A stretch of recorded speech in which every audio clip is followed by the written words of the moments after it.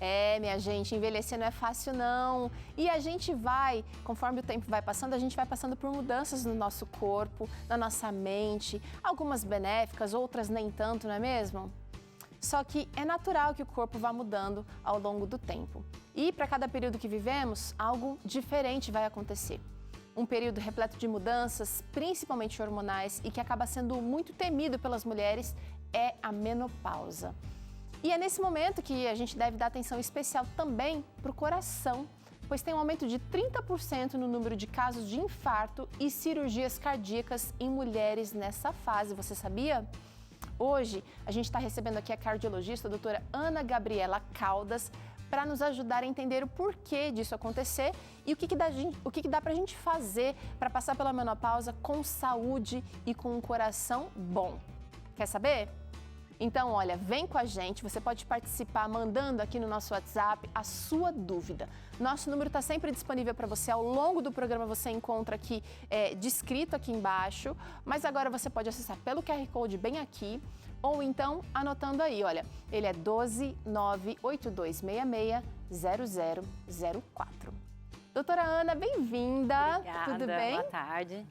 Boa tarde, prazer te receber. Igualmente, prazer é meu participar. É raro a gente trazer o assunto da menopausa e trazer uma cardiologista para falar sobre ele, sabia? Esse momento, sabia? Imagino, quando a gente fala em saúde da mulher, muitas vezes a gente pensa em mamografia, câncer de mama e esquece do coração, que na verdade é a principal causa de morte em mulheres nessa faixa etária. Pois é, todos aqueles incômodos da menopausa, todos aqueles ajustes que a gente vai ter que fazer, não só problemas com o corpo, mudanças do corpo, mas também muitas mudanças emocionais acontecendo e o coração acaba ficando de lado. Eu quero saber, doutora, por que na menopausa aumenta-se o risco das doenças cardiovasculares?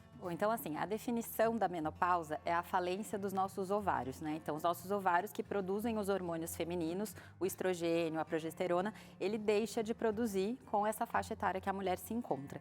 E o estrogênio, durante a fase reprodutiva da vida da mulher, que configura da primeira menstruação, que é a menarca, até a última menstruação, que é a menopausa, ele nos protege. Então, a gente que é mulher, a gente está protegida durante a vida reprodutiva, vamos dizer assim. E por que ele nos protege? Porque ele aumenta o HDL, que é o colesterol bom, diminui os níveis do LDL, que é o colesterol ruim, impede que o colesterol se deposite na camada interna ali dos vasos. Ele tem um efeito vasodilatador, então ele acaba fazendo com que a mulher não seja hipertensa, né? A maioria das mulheres tem a pressão mais baixa, é depois da menopausa que se torna hipertensa, né? E também ele tem vários outros efeitos, inclusive no coração, um efeito inotrópico que a gente fala, no coração e nos grandes vasos. Então ele ajuda o coração a bombear melhor o sangue. Só que a partir do momento que os níveis de estrogênio diminuem, que isso acontece na menopausa... Vou mostrar aqui, olha, a gente colocou climatério, porque climatério é todo aquele período que a mulher, ela vai ter umas falhas na menstruação, ela ainda não teve a última menstruação, né? Isso, perfeito. E isso começa a trazer o estrogênio lá para baixo, né? Exatamente. Vou fazer assim até, ó. Virou, caiu. É isso mesmo. E aí, com a baixa desse hormônio, o que acontece? Então, assim, a partir do momento que o estrogênio cai na corrente sanguínea, né, nos níveis do estrogênio ele cai, tudo isso começa a desregular. Então, aquele colesterol bom que estava mais alto pode diminuir, o ruim começa a aumentar, por isso que é super comum a mulher que até então, nossa, mas eu nunca tive colesterol alto, doutora, agora passa a ter. Doutora, mas eu nunca tive pressão alta, agora pode ter. Assim como ele causa outros... A mulher às vezes se pergunta, né, continuo comendo a mesma coisa, eu não mudei nada na minha rotina e tá aumentando aqui o número da calça. Exatamente. A mulherada chega desesperada no consultório. Doutor, eu juro pra você que eu como certo, eu evito fritura, eu evito gordura, eu pratico exercício todos os dias. Sim, eu falo, não é culpa sua, a gente acredita em você. Mas são várias mudanças hormonais, metabólicas que estão acontecendo nessa fase de vida.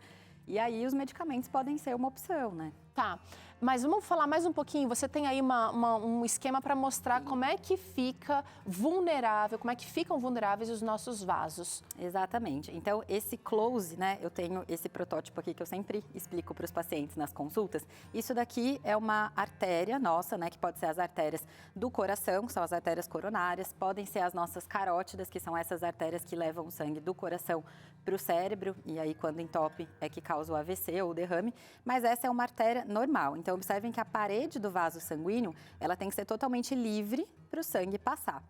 A partir do momento que o LDL, né, que é essa molécula de colesterol ruim, triglicérides, começa a se depositar aqui na parede dos vasos sanguíneos, começa a já ter uma certa obstrução à passagem do sangue. Então, é nesse momento que isso começa a acontecer, nessa fase de vida que isso começa a acontecer. Por isso que essa é a fase ideal para a gente tratar. Pressão alta, colesterol alto, tudo, e impedir isso daqui, que é o aumento dessa placa de ateroma, que a gente fala que se continuar aumentando vai obstruir a passagem do sangue. Então, olha a diferença, né, dessa placa aqui, dessa artéria cheia de placa de ateroma e uma artéria totalmente pérvia, né? É isso daqui que a gente quer evitar. Tá, vamos falar então do que a gente pode fazer, porque existe, somado a tudo isso, todas essas mudanças hormonais do desgaste mesmo do nosso corpo, existe também a questão hereditária, que vai somar aqui nessa hora e vai fazer muita diferença. Mas antes de seguir com o que a gente pode fazer para minimizar os riscos da doença, eu quero trazer uma interação aqui, doutora. A Renata Serão está dizendo o seguinte: eu não tenho mais útero. Como saber se estou entrando na menopausa? Preciso ter mais cuidados com o coração também? Boa pergunta, Renata. Excelente pergunta. Sim, dá para saber através de alterações hormonais, né? Então, assim, a definição da menopausa é quando a gente tem a última menstruação. Então, na verdade, é um diagnóstico retrospectivo, né? Então, eu parei de menstruar com 51 anos, né? Então, é depois de um ano que a gente vai saber disso, né? Porque, às vezes, a mulher para de menstruar uns 6 meses, quando vê, desce, né? Então, assim, é só quando faz realmente um ano da última menstruação. Então, essa fase de amenorreia, ou seja, ausência de menstruação por um ano, mais os níveis aumentados de FSH, que é o hormônio folículo estimulante na corrente sanguínea. Normalmente, quando esse nível está em torno de 35 a 40, um exame de sangue mesmo simples que a gente consegue fazer, a gente consegue diagnosticar. Então, a mulher que já não tem mais o útero, então ela não tem mais a menstruação, através dos exames de sangue. Tá? Então, ela vai correr risco também, tem que cuidar do coração. Da mesma forma, da mesma forma. Bom, vamos pensar então o que dá para fazer para minimizar os riscos de doenças cardiovasculares após a menopausa. Vem para cá, porque a gente vai tratar agora de coisas do seu dia a dia, coisas que você faz, às vezes ingenuamente, doutora, às vezes na ignorância, né, que podem indicar, primeiro, que a gente já está com sintomas aqui de risco e depois a gente fala de prevenção. Então, sintomas, então, da menopausa com risco, na verdade, para doenças do coração. Dor no peito pode indicar. Com certeza, dor no peito é um grande sintoma que tem que acender aquela luz na cabeça da mulher dela procurar um cardiologista, né? Na verdade, eu sempre digo que, assim, é interessante que ela procure o cardiologista antes mesmo de ter sintomas, né? Então, se a gente está falando dessa faixa de vida que ela tá, assim, as doenças cardiovasculares vão aumentar e muito após os 65 anos. Então, é interessante que nesse período pós-menopausa, que é dos 50 aos 65, essa é a faixa ideal para a gente atender essa mulher e acolher ela no consultório. Porque é justamente aquilo que a gente falou ali. Se ela já está começando a ter um colesterol alto, é a hora de entrar com uma medicação. Se ela já está tendo hipertensão, é a hora da gente tratar essa pressão alta. E assim por diante. Mas a partir do momento que ela começou com sintomas, aí sim ela não pode mais protelar. Ela tem que procurar, tá? E é interessante esse primeiro sintoma da dor no peito, porque nem sempre a mulher infarta com dor no peito. Ainda tem essa. A mulher, ela pode ter infarto, pode ter vários sintomas sem ter aquela dor no peito típica que a gente fala, característica que até um leigo fala, nossa, essa pessoa está infartando. A mulher não necessariamente. Até porque, doutora, com a menopausa, com o climatério, muitos sintomas, a mulher está tendo que lidar com muitas mudanças na vida dela e pode passar, assim, alguns dos sintomas podem passar desapercebidos, né? Exatamente, exatamente. Vamos para o próximo? Olha, palpitações. Tem gente que relata, tem gente que só descobre uma arritmia, por exemplo, quando já está fazendo algum exame. Exatamente. Então, as palpitações são bem características, porque um dos principais sintomas da menopausa é justamente aquele calorão, que o nome técnico a gente chama de fogachos, né? Os fogachos, que é aquele calorão, principalmente à noite e tal, ele acontece e normalmente, assim, vem tanto mal-estar envolvido, né, naquele calorão, e uma das queixas é essa palpitação, essa aceleração dos batimentos cardíacos. Então, às vezes, a mulher fica atribuindo somente a menopausa, não, isso é normal, é da menopausa mesmo, e às vezes não é. É porque é assim que ela descobre que pode ter uma arritmia, por exemplo. Então, a palpitação se confunde, né? Tá. Outro sintoma, gente, de perigo aí do coração nessa fase do climatério, desmaios. Sim. Acho que, na verdade, em qualquer fase de vida, o desmaio tem que acender, né? Tem que acender uma luz que precisa procurar o cardiologista. Não necessariamente é uma coisa só neurológica, né? Pode ser, sim, uma arritmia mais maligna que curse com esses desmaios, tá? Olha Isso aí. em qualquer fase da vida, não só na menopausa. Sinal de alerta aí, minha gente. Tem mais esse sintoma aqui, gente, que pode ser preocupante nessa fase, que é a falta de ar. Tudo relacionado, doutora, a realmente problemas cardíacos. Sim, eu já peguei vários casos de pacientes minhas que infartaram e o único sintoma delas era um cansaço, uma falta de ar, palavras dela, né? Doutora, mas eu não senti aquela dor no peito característica, por isso que eu demorei tanto para ir no hospital. Quando eu cheguei no hospital achando que era uma pneumonia, que era alguma coisa pulmonar, eu estava infartando, daí veio aquele susto, né? Justamente por causa disso que a gente falou. A falta de ar pode ser um sintoma de insuficiência cardíaca. Pode. Ou pode ser um sintoma também, né, de um infarto. Então, vale o alerta aí para você de casa, especialmente nessa fase que a gente ainda luta contra a Covid, ficar atenta aos sintomas. Não só esses, mas se você está nessa faixa etária, um acompanhamento é fundamental, né, doutora? Com certeza, com certeza. Vamos falar agora de prevenção. O que é que você pode fazer aí na sua casa para evitar problemas do coração nessa fase da menopausa, do climatério? Atividade física. Doutora, você falou de remédio e eu considero a atividade física um verdadeiro remédio. Com certeza. Não, é importante pontuar que, claro que a atividade física e a boa alimentação vão estar sempre indicadas, né? O problema é que, como a gente conversou ali atrás, às vezes nem sempre, principalmente nessa faixa de vida, né? Assim, como está tendo um monte de alteração hormonal, eles vão ser suficientes para prevenir, entendeu? Por isso que às vezes a gente precisa associar uma medicação. E isso que eu acho que tem tanta resistência da população. Não, mas eu faço exercício, eu estou isenta. Não necessariamente, né? Mas a atividade física, com certeza. Isso em qualquer faixa etária. Uma coisa não vai anular a outra, não é Exato. porque você toma remédio que você vai deixar de fazer a sua atividade física, que você já de repente até pegou gosto, e o contrário também é verdade. Não é só atividade física que vai ser necessária nesse momento. Então, aliar as duas coisas traz bons resultados no consultório, né, doutora? Com certeza. A doutora já puxou aqui o gancho dessa prevenção aqui, alimentação equilibrada. O que a mulher tem que ficar atenta, não só para evitar, porque a gente já sabe, né, gente? Fritura, gordura em excesso, não faz bem. Mas o que a mulher pode colocar nesse prato, nesse copo, que vai ajudá-la? Olha, na verdade, quanto mais colorido o prato, melhor, né? Então, se ela tem uma dieta rica em frutas, fibras, né? As fibras ajudam muito a reduzir o LDL, que é aquele colesterol ruim, né? Então, assim, quanto mais colorido um prato, mais saudável, né? Vegetais, frutas, uma dieta mais rica em potássio só. Às vezes a gente fala assim, tem que evitar o sódio, né? Para não ter hipertensão. Mas uma dieta rica em potássio também está bem indicada, né? Bacana. Então, basicamente, evitar as frituras e gorduras e aumentar a ingesta desses nutrientes, fibras. Não tá difícil, né, gente? Hoje vai ter uma receita maravilhosa que inclui alguns desses nutrientes aqui que a doutora falou, alguns desses itens. Consultas com o cardiologista em dia. Agora eu quero saber, doutora, porque você falou aqui, olha, que tem paciente que chega lá só com falta de ar, mas se tivesse com essa consulta em dia, talvez você teria pego. Com certeza. Alguma alteração? Hoje de manhã eu atendi uma paciente de 60 e poucos anos, né? Que é isso que eu falo, é a faixa etária que mais me preocupa. Dos 50 aos 65 anos é a faixa etária que tem que ir no cardiologista. Assim como você marca o gineco, eu sempre falo, vai marcar o gineco, já lembra do cardio também. De repente anualmente, já faz exame então? de uma vez. Oi? Anualmente? Anualmente tá ótimo, né? E aí, se a gente vê que vai ter alguma coisa para acompanhar mais de perto, a gente, né, assim, encurta os intervalos das consultas. Mas hoje mesmo eu atendi uma paciente de 60 e poucos anos que ela foi em retorno me levar os exames. E aí a vizinha, a amiga dela, falou assim, nossa, você vai na cardiologista, mas você é cardiopata, você é cardíaca? Ela falou, não, é só meu check-up, eu vou levar os exames. Achando um absurdo, nossa, eu só preciso ter alguma coisa no coração para procurar. E não, né? É a mesma coisa que a gente fala do câncer de mama, né? Você prefere descobrir que tem um câncer de mama quando ele já está espalhado, com metástase, ou você prefere descobrir fazendo um autoexame quando ainda é um nódulo, que dá tempo de fazer uma biópsia, retirar aquele nódulo e evitar. As doenças cardiovasculares é a mesma coisa. Ó, 100% tô com a doutora Ana aqui hoje, gente. Deixar as suas consultas em dia. Se você vai fazer atendimento pelo SUS, então deixa agendado já com bastante antecedência. Busca, insiste, porque esse é um direito que nós temos e que pode ser garantido se você tiver uma persistência, uma paciência aí. E as emoções, doutora, porque a gente fica bagunçada nessa... É como se fosse uma TPM exagerada, só que diretão. Emoções em dia, eu acho que é a grande... pergunta de $1 milhão, porque não é fácil, não é fácil manejar o estresse. É isso mesmo. Se alguém souber como deixar as vocês em dia, me avisa também, porque a gente sabe que é difícil, né? Mas assim, e justamente essa fase da vida me preocupa da mulher, porque é o seguinte, é a faixa etária que ela ainda trabalha, muitas vezes é ela que coloca o dinheiro dentro de casa, né? Na pandemia, quantas mulheres não foram empreender, cozinhar para fora, para ter o próprio sustento, né?